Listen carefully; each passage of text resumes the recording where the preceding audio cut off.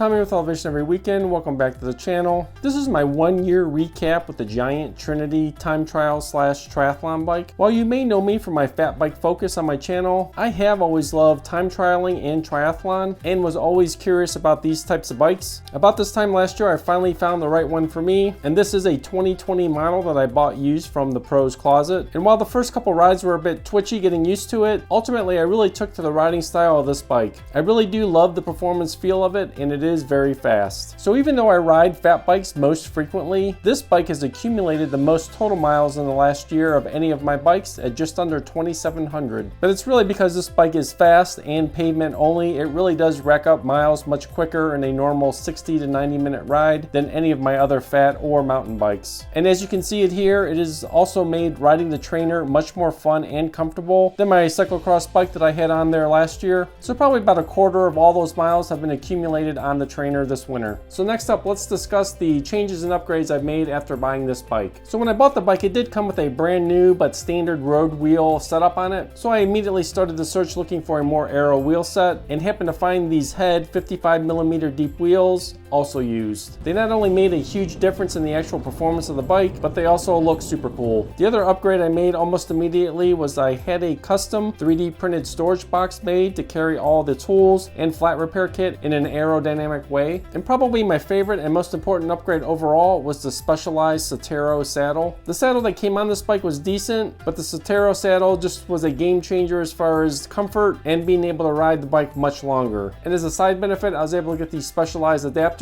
so I could mount a rear water bottle off the seat. So what are my plans for the future with this bike? Not a whole lot, but I may tweak the front bar setup some, experiment with the height, the width, and the angle of the extensions. I also might move the bottle off the down tube and mount it up between the bar extensions because it is much more aerodynamic to have it up there. Having a round bottle on the aero frame really does disrupt the aero benefits of the frame. And another option I may look into is also trying to add an actual aero bottle setup on the down tube. And the last and probably most expensive upgrade is I'm still considering the Garmin pedal power meter setup. So let me know in the comments below your experience or thoughts on that. Otherwise, I'm really just going to continue enjoying riding it until at some point down the road I can justify an upgrade to a more modern disc brake time trial bike, maybe even a new Trinity if they do upgrade it. So if you have any questions or comments, drop those down below. And if you found this video interesting, drop a like down below. It really does help out the channel. And if you want to continue to follow all of my varied bike adventures, subscribe to the channel as there's much more on the way. Thanks a lot and have a great day.